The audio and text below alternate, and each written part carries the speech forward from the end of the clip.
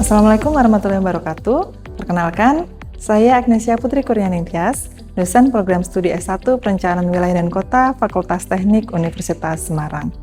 Pada kesempatan ini, saya akan menyampaikan mata kuliah yang saya ampu, yaitu mata kuliah Pembangunan Berkelanjutan. Mata kuliah ini disampaikan pada semester 4 dan bertujuan untuk membekali mahasiswa tentang konsep serta prinsip dari pembangunan berkelanjutan dan mengkaitkannya di bidang perencanaan wilayah dan kota. Capaian pembelajaran dari mata kuliah ini adalah yang pertama, kemampuan mahasiswa untuk menjelaskan konsep serta prinsip pembangunan berkelanjutan dan mengkaitkannya di bidang PWK. Kemudian yang kedua, kemampuan mahasiswa dalam mengkaji secara lebih spesifik tujuan 11, yaitu kota dan komunitas berkelanjutan. Dan yang ketiga adalah kemampuan mahasiswa dalam merancang serta mengembangkan gagasan kreatif untuk kota yang lebih layak huni dan lebih berkelanjutan. CPMK ini berkontribusi pada CPL program studi, yaitu kemampuan dalam penguasaan aspek teoritis di bidang PWK, kemampuan dalam analisis potensi masalah serta perumusan strategi, dan yang terakhir adalah kemampuan untuk komunikasi profesional perencana. Saya menggunakan pendekatan active learning di perkuliahan ini, di mana saya tidak hanya menjelaskan materi secara searah ke mahasiswa, tapi saya juga berperan sebagai fasilitator dengan mengajak mahasiswa untuk ikut aktif mengalami proses berpikir dengan berbagai kegiatan diskusi, tanya jawab, serta refleksi bersama. Perkuliahan disusun secara bertahap, dimulai dengan membangun kesadaran tentang isu keberlanjutan dengan metode inquiry learning, kemudian mendalami isu dan konsep tersebut secara lebih teoritis, kemudian mengkaji berbagai praktek-praktek baik dengan metode case-based learning, hingga pada akhirnya mengembangkan gagasan kreatif dengan metode project-based learning. Semuanya didukung dengan berbagai media kontekstual seperti foto, video, dan studi kasus yang relevan. Untuk penilaian dari mata kuliah ini, saya menggunakan beberapa teknik penilaian, diantaranya adalah observasi melalui partisipasi aktif di kelas maupun di kerja tim, kemudian unjuk kerja mahasiswa, baik untuk tugas terstruktur maupun proyek kelompok, dan UTS serta UAS. Adapun indikator penilaiannya adalah ketepatan mahasiswa dalam menjelaskan konsep serta prinsip pembangunan berkelanjutan, ketepatan dalam mengkaitkan di bidang PWK, kemudian ketajaman analisis potensi masalah, kreativitas membangun strategi, serta bagaimana mahasiswa bisa mengkomunikasikan gagasannya secara sistematis. Pada sesi ini, saya akan menyampaikan materi pada pertemuan kedua, yaitu tentang kota layak huni, membangun perspektif walkability dalam perencanaan kota. Sesi ini membahas tentang bagaimana sebenarnya walkability bisa dijadikan salah satu pendekatan atau cara untuk mewujudkan kota yang layak huni dan tentunya pada akhirnya berkontribusi pada terwujudnya pembangunan berkelanjutan. Saya tidak memulai dari teori terlebih dahulu untuk mata kuliah ini, tetapi saya menggunakan fenomena-fenomena atau studi kasus yang dekat dengan mahasiswa seperti foto dan video sebagai media observasi dan media untuk pemantik diskusi agar mahasiswa bisa bersama-sama membangun konsep tentang walkability hingga pada akhirnya dibawa secara lebih teoritis lagi dan diakhiri dengan studi kasus. Selanjutnya, berikut merupakan video pembelajaran saya pada materi kedua, yaitu tentang kota layak huni, membangun walkability melalui untuk perencanaan kota. Halo, selamat pagi. Assalamualaikum. Waalaikumsalam warahmatullahi wabarakatuh. Nah, kita ketemu lagi di mata kuliah pembangunan berkelanjutan. Ini minggu kedua. Minggu pertama kemarin kita sudah membahas tentang apa itu pembangunan berkelanjutan, kemudian isu-isu tentang perubahan iklim dan pemanasan global. Nah, di minggu kedua ini kita punya pembahasan lagi nih. Tapi saya pengen nanya dulu ke teman-teman. Kalau kalian membaca atau mendengar istilah ini, livable city atau kota layak huni, kira-kira apa nih yang terbersit di kepala kalian? Atau livable city itu menurut kalian, versinya kalian yang kayak gimana? Ada yang mau jawab? Ya. Kota yang nyaman dan aman bagi setiap individu, terutama ya individu rentan. Kota yang aman dan nyaman untuk semua individu. Terus, ada lagi? Yang lain?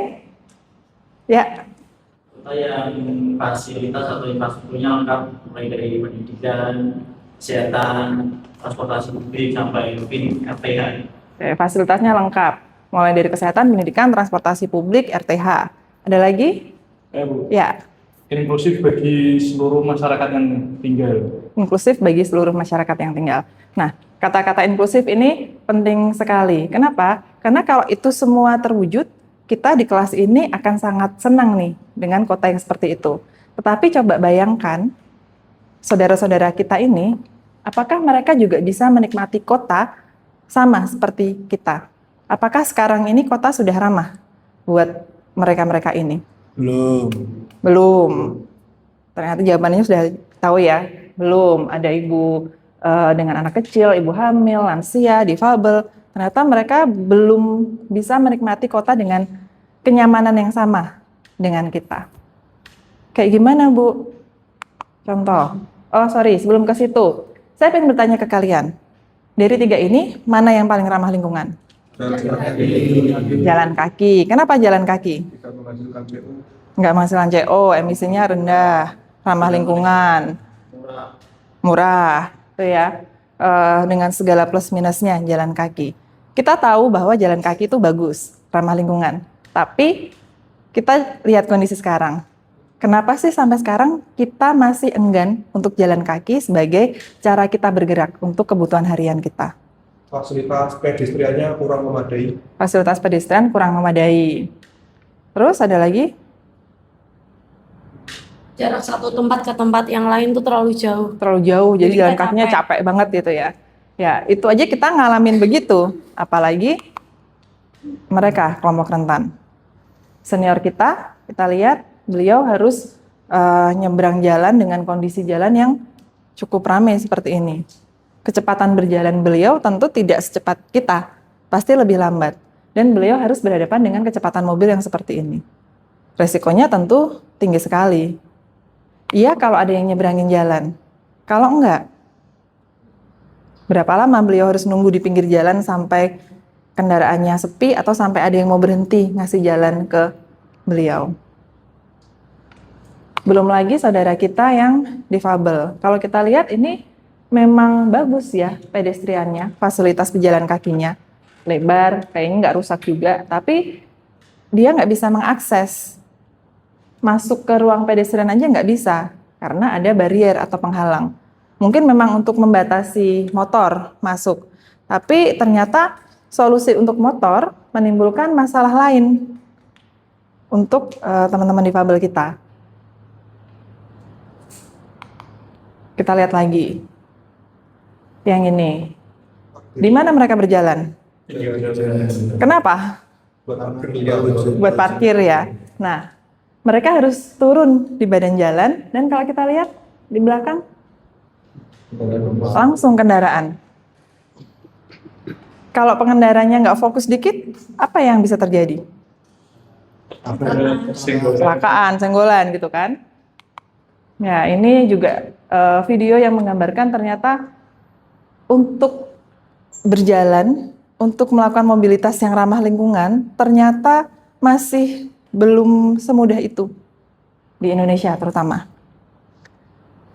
Dan ternyata ini juga diakui atau disepakati oleh banyak masyarakat di Indonesia. Ada 52 kota yang masyarakatnya menyampaikan bahwa kondisi fasilitas pedestrian kita itu belum bagus. Ini dari survei Most Livable City Index yang diselenggarakan oleh IAP di tahun 2022. Jadi IAP survei ke 52 kota, ngasih kuesioner ke masyarakat kota tentang tingkat kepuasan mereka terhadap kota. Ada banyak indikator taman, kemudian ekonomi dan segala rupa.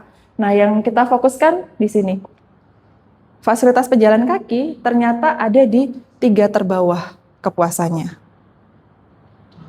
Artinya ya memang sampai 2022 setidaknya orang-orang masih belum puas dengan kondisi fasilitas pejalan kaki kita. Itu yang membuat orang enggan untuk berjalan kaki. Bukan malas ya, kan ada cap orang Indonesia malas jalan kaki. Sebenarnya jangan-jangan kita bukan malas jalan kaki. Kita mau, tapi nggak ada tempatnya. Kenapa saya berpikir demikian? Karena kalau kita lihat CFD tiap minggu rame banget orang. Sepanjang itu, seluas itu orang mau kok jalan kaki. Orang mau lari. Berarti kan ya sebenarnya mau kan dan bisa jalan kaki. Terus ada koalisi pejalan kaki, ini komunitas yang berfokus pada isu-isu pejalan kaki, isu-isu pedestrian. Followersnya sampai 60.000 lebih. Ini baru yang pusat, masih ada regionalnya. KPK Bandung, KPK Jogja, KPK Jakarta, macam-macam. Setidaknya kalau dari sini ada 60.000 orang yang concern terhadap isu pejalan kaki. Terus yang bawah, ini adalah tren yang bermunculan sekarang tentang apa ya kalau bahasa sekarang berjalan kaki dengan skena gitu ya, urban walk, kemudian walking tour, walking trip gitu. Dan ternyata followersnya juga banyak dan aktif terus, berarti peminat walking trip pun sebanyak itu bertumbuh. Berarti ya tadi, oh ternyata banyak yang mau sebenarnya jalan kaki, cuman pedestriannya nggak mumpuni. Nah sekarang saya tanya lagi gitu ya, kalau lihat ini, apakah lebih bagus dari yang tadi? Iya. Kalian mau jalan kaki di sini? Mau. Pagi. Kalau jam 12 siang? Kenapa? Panas ya. Kita tropis. Artinya apa? Oh ternyata bagus aja nggak cukup. Harus ada teduhan. Yang ini lebih teduh. Ada shadow, ada bayangan pohon. Apakah sudah cukup oke untuk berjalan kaki? Belum. Kenapa? Keganggu jalannya. Banyak hambatan, ada pohon, ada pot-pot tanaman. Ruang berjalan kakinya ada, tapi kepotong. Nggak cukup nih buat kita jalan kaki. Berarti nggak cuma ada juga ya, hambatan-hambatan juga jadi hal yang perlu kita pertimbangkan dalam menyediakan ruang berjalan kaki. Kalau ini, mau nggak kalian jalan di sini? Mau. Kenapa? Nyaman. Lebih nyaman, lebih teduh, lebih bersih, lebih layak, lebih estetis gitu ya kalau dari sekarang ya. Kalau ini, mau nggak jalan kaki di sini? Mau, masih mau ya. Kenapa? Luas, lebar, cukup. Artinya kalian sebenarnya sudah menjawab sendiri kan? Kita mau kok jalan kaki selama ruangnya layak untuk kita berjalan kaki. Dan sebenarnya isu berjalan kaki ini ada di isu perencanaan kota dan ada konsepnya. Kalau bicara konsepnya, ada namanya istilah walkable city atau kota yang ramah pejalan kaki. Ada banyak teori sebenarnya yang menyebutkan apa sih walkable city, tapi kalau dirangkum atau disederhanakan, walkable city itu adalah kota yang mampu menyediakan ruang-ruang yang nyaman, aman, layak bagi manusianya untuk berjalan kaki. Sehingga manusia-manusia di dalamnya benar-benar tertarik untuk berjalan kaki di kota. Ada juga istilah walkability. Nah, kalau walkability itu seberapa besar kualitasnya, tingkat kualitas dari ruang berjalannya. Bagus atau nggak bagus, layak atau nggak layak, gitu. Nah, untuk walkable city ini, satu prinsip utama yang harus dipegang adalah kita sebagai planner mendesain atau merencanakan kota untuk manusia dengan kecepatan manusia, bukan kendaraan. Karena sekarang ini orientasinya lebih ke kendaraan ya, cepat akhirnya semua serba terburu-buru, rush gitu ya. Jadi stres, jadi burnout. Nah itu kan tren-tren yang kesehatan mental yang muncul di beberapa tahun terakhir. Karena memang semua harus serba terburu-buru seperti itu. Dengan walkable city ini bisa sedikit di slow down kecepatannya sehingga sudah bisa apa ya? Bisa memungkinkan orang untuk berjalan, bergerak, ketemu orang lain dan berinteraksi. Nah, ini manfaat sebenarnya dari walkable city yang sebenarnya sudah kita bahas tadi ya di awal. Kalian sebenarnya sudah bisa merumuskan sendiri tentang apa itu walkable city dan manfaatnya. Untuk kita jelas lebih sehat, lebih murah tadi ya. Kemudian lebih ramah lingkungan karena nggak pakai emisi, tadi kalian menjawab seperti itu. Lebih aman juga. Kenapa lebih aman? Karena kota bergerak sesuai kecepatan manusia. Sehingga nggak ada gesekan antara kecepatan manusia yang berjalan dengan kendaraan. Jadi kalau crash mungkin resikonya nggak terlalu gede. Terus dari sisi ekonomi juga ternyata ada manfaat. Selain lebih hemat untuk kita, ternyata banyak riset membuktikan bahwa di sekitar ruang-ruang berjalan kaki itu, kalau ruang berjalan kakinya bagus dan layak, nilai lahirnya ikut naik. Property value-nya ikut naik. Belum lagi kadang kegiatan ekonomi lokal juga ikut berkembang. Pas jalan beli cilok, beli gorengan, beli kopi, ada kafe, nengok ada kafe lucu mampir, nengok ada toko lucu mampir. Nah, itu peluang-peluang ekonomi yang mungkin ditimbulkan dari ruang-ruang berjalan kaki.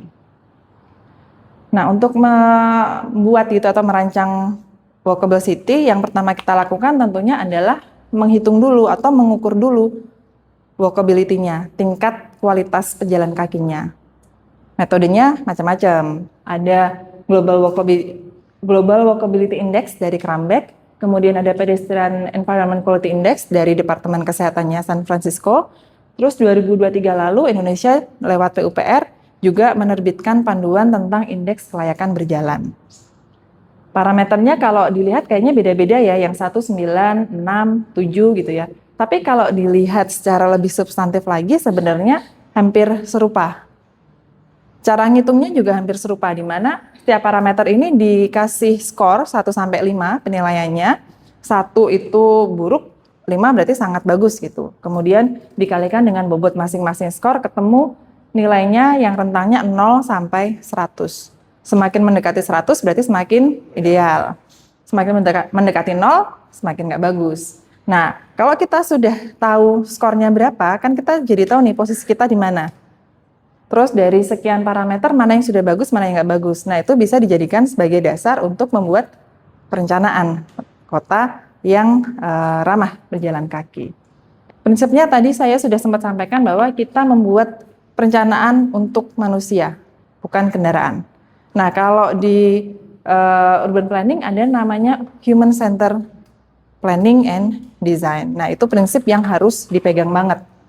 Bentuknya gimana? Bentuknya karena kita mendesain untuk orang, maka ruang pejalan kaki harus diprioritaskan. Ada di atas sendiri.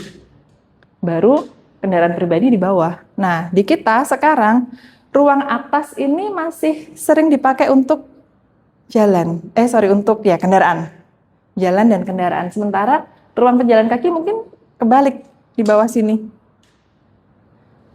Jadi kalau kita nanti mau membuat kota yang lebih walkable, maka switching priority atau prioritasnya harus diubah, bahwa ruang pejalan kaki harus jadi yang paling utama. Caranya ada banyak. Ada level strategis sama level yang lebih teknis lagi. Kalau yang level strategis, yang pertama jelas kita harus membuat atau menggabungkan perencanaan ruang berjalan ke perencanaan kota, bahkan sampai perencanaan nasional. Terus kita juga perlu menggabungkan ruang berjalan dengan perencanaan transportasi umum, yang sekarang mungkin ada yang sudah mendengar istilah TOD, Transit Oriented Development. Terus kita juga perlu mendorong penggunaan lahan yang mixed use, campur. Nggak cuma tunggal rumah, nggak cuma tunggal perkantoran gitu ya, tapi campur biar kebutuhan kita bisa dipenuhi dalam jarak dekat. Nggak perlu terlalu jauh memenuhi kebutuhan lokal kita gitu ya. Yang sekarang juga muncul trennya atau konsep barunya namanya 15-minute city. Kota 15 menit. Kemudian ada perlindungan ruang berjalan kaki serta kita perlu membuat panduan desain tentang ruang berjalan kaki yang bisa diterapkan ke banyak tempat. Kemudian secara lebih teknis lagi, sebenarnya kalian sudah menjawab tadi sebelum saya menjelaskan teorinya. Apa aja level teknis? 1, selain tersedia ruang berjalannya, harus ada naungan atau teduhan. Biar nyaman. Di mana naungan atau teduhan itu bisa dari pohon atau bisa dari buatan, kanopi gitu misalnya. Terus harus inklusif, bisa dipakai buat semuanya. Kemudian harus jadi ruang yang aktif dan menarik. Ya ibaratnya sama kayak kalau kita wisata deh. Kalian pasti rela kan jalan kaki di tempat wisata sejauh itu? Kenapa? Ada yang dilihat, ada yang bisa dilakukan, ada yang bisa dibeli gitu kan. Nah, konsep ini atau prinsip ini kayaknya bisa sih harusnya diadaptasikan di ruang-ruang berjalan biar menarik. Ya mungkin nggak semua ruang berjalan, tapi ada spot-spot yang menarik biar saat berjalan ada pengalaman yang dibentuk, pengalaman ruang, nggak membosankan gitu. Ada titik-titik menariknya. Kemudian kita juga bisa melibatkan swasta dan komunitas lewat co-design atau co-kreasi.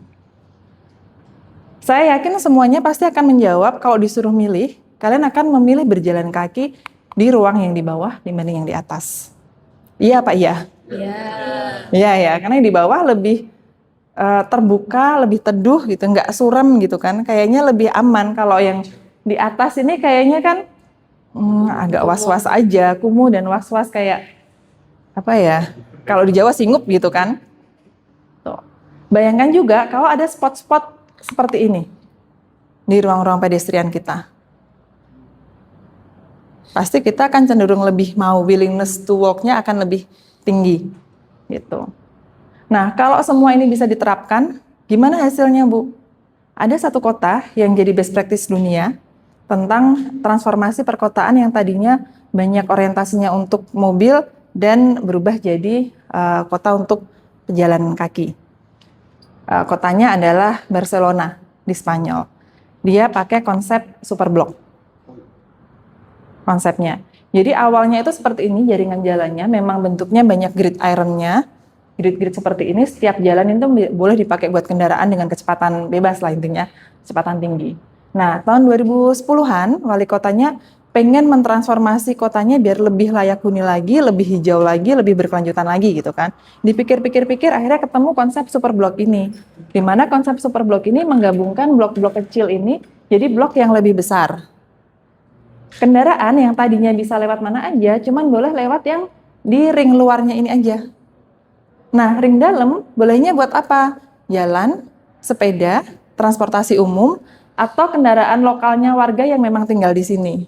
Kalau eksternal ya tetap lewat ring luar ini. Ini gambarnya. Jadi ini bloknya, kemudian ini jalur yang kemudian dirubah gitu ya dari jalur jalan menjadi jalur yang pedestrian. Awalnya piloting project di beberapa titik, tapi kemudian karena hasilnya bagus, direplikasi di banyak tempat dan sekarang hampir mencapai seluruh jaringan kota superblok ini. Bentuknya memang nggak tipikal ya, ada yang besar, ada yang kecil, menyesuaikan dengan kondisi dan karakteristik kawasan perkotaannya. Tapi intinya menggabungkan beberapa blok kecil jadi satu blok besar. Nah, ini gambarannya. Ini apa sih? Ini tadinya perempatan jalan. Yang, ya ini tadi ya, perempatan jalan. Ditransformasi menjadi public space seperti ini. Sehingga kita bisa jalan, nongkrong, kalau sekarang konten gitu ya mungkin. Banyak hal yang bisa dilakukan di sini. Ini juga gambaran lain.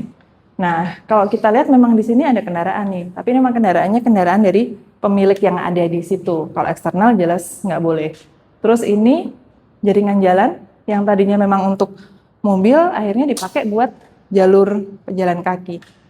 Nggak perlu ngerubah struktur, tapi ngerubah fungsi. Tetap aspal, nggak dirubah jadi paving gitu ya, tapi fungsinya yang berubah. Nah, ini membuktikan bahwa ternyata upaya transformasi kota itu mungkin dilakukan menjadi kota yang lebih layak huni. Salah satunya dengan cara membuat kota yang lebih ramah untuk pejalan kaki. Dan ini sebenarnya sejalan juga dengan apa yang disampaikan oleh Jan Gehl, salah satu tokoh tentang urban design atau urbanism.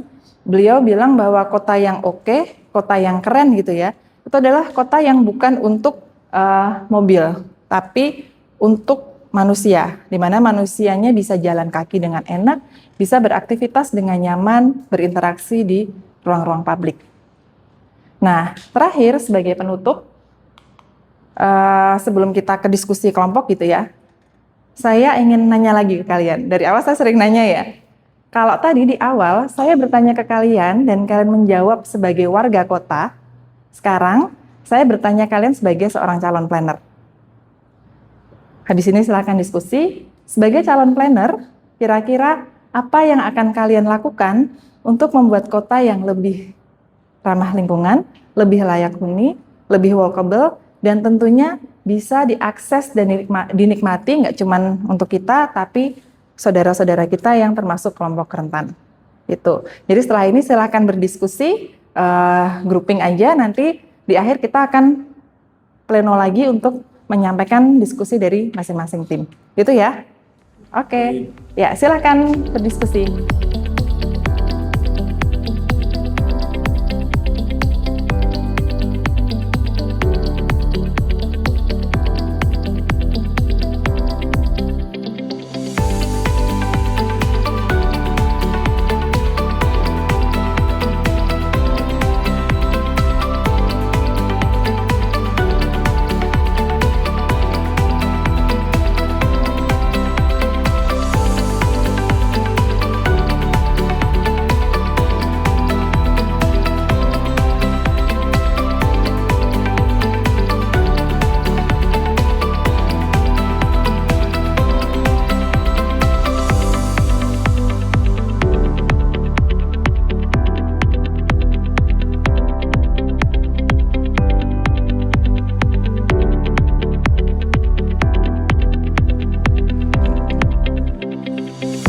Demikian video dari proses pembelajaran materi kedua tentang kota layak huni, membangun perspektif walkability dalam perencanaan kota.